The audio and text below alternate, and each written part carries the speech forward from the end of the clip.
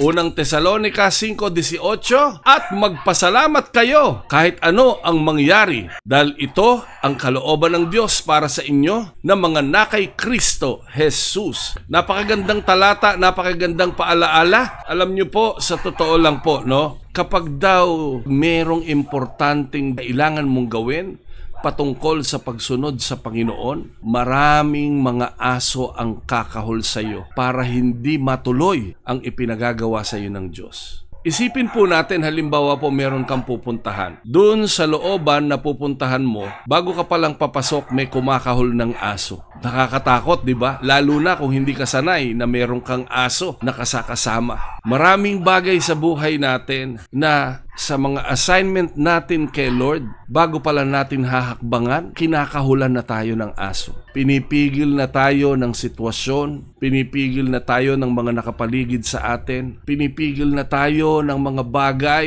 na kung saan hindi natin namamalayan na nagiging hadlang para hindi natin magawa ang ipinagagawa ng Diyos sa atin. Malinaw na sinabi po ni Apostol Pablo sa mga taga-Tesalonica, magpasalamat kayo kahit ano ang mangyari, dahil ito ang kalooban ng Diyos para sa inyo na mga nakay Kristo Jesus. Unang-una, palagi nating tandaan, magpasalamat sa lahat ng bagay. Sa lahat po ba ng bagay, alam niyo po, palagi kong hinihiling sa Panginoon, Lord, tulungan mo po akong magkaroon ng maayos na reaksyon sa lahat ng mga sitwasyon.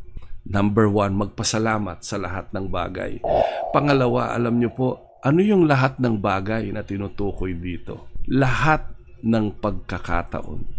Palagi nating tandaan, di ba? Palagi ko itong kinakanta. He's got the whole world in His hands. He's got the whole world in His hands. He's got the whole world in His hands. He's got the whole world in His hands. Ibig sabihin, sa lahat ng pagkakataon, magpasalamat ka. Kasi bakit? Anong sabi dito? Dahil ito ang kalooban ng Diyos para sa inyo na mga nakay Kristo. Alam niyo po ba na ang pagpapasalamat, isa sa matinding paraan ng pagpaparamdam sa Panginoon na kinikilala mo siya bilang iyong Diyos.